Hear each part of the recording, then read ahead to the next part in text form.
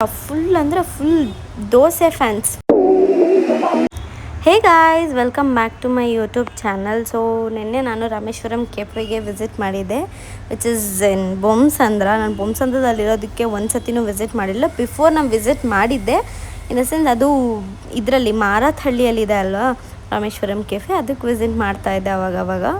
ಅಲ್ಲಿ ಚೆನ್ನಾಗಿರ್ತಿತ್ತು ಟೇಸ್ಟ್ ಅಂದ್ಬಿಟ್ಟು once let's try in Bommasandra also ಅಂದ್ಬಿಟ್ಟು ಹೋಗಿದ್ದೆ. It was very good. And ಇನ್ನೊಂದು ಏನು ಗೊತ್ತಾ, ವೆರಿ ಟ್ರೆಡಿಷ್ನಲಿ ಡಿಸೈನ್ಡ್.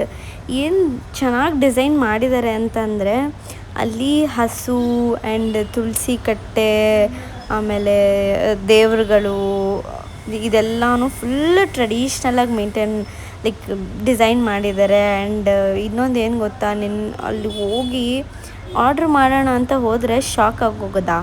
ಏನು ಗೊತ್ತಾ, ಫುಲ್ ಅಂದರೆ ಫುಲ್ ದೋಸೆ ಫ್ಯಾನ್ಸ್.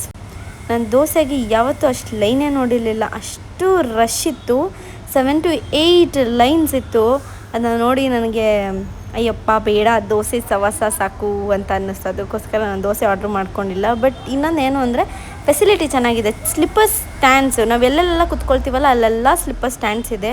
ಬಟ್ ಜನ ಹೆಂಗೆ ಬೇಕೋ ಹಂಗೆ ಬಿಸಾಕ್ಬಿಟ್ಟು ಕುತ್ಕೊಂಡು ತಿಂತಾಯಿದ್ದಾರೆ. ನೀಟಾಗಿ ಮೇಂಟೈನ್ ಮಾಡಿ ಸ್ಟ್ಯಾಂಡ್ಸ್ ಒಳಗಡೆ ಇಡಿ. ಆ್ಯಂಡ್ ವೀಲ್ ಚೇರ್ಸ್ ಇದೆ, ಏಜ್ಡ್ ಪರ್ಸನ್ನು ಮತ್ತು ಡಿಸೇಬಲ್ ಪರ್ಸನ್ಗಳಿಗೆಲ್ಲ ವೀಲ್ ಚೇರ್ಸ್ ಇದೆ, where that will help for them to ಆಮೇಲೆ ಹೋಗಿ ಅಲ್ಲಿ ಆರ್ಡರ್ ಮಾಡಿಕೊಂಡು ತೊಗೊಳ್ಳೋದಕ್ಕೆ. ಆ್ಯಂಡ್ ನಾನು tomato bath and ghee podi idli order ಮಾಡಿದ್ದೆ.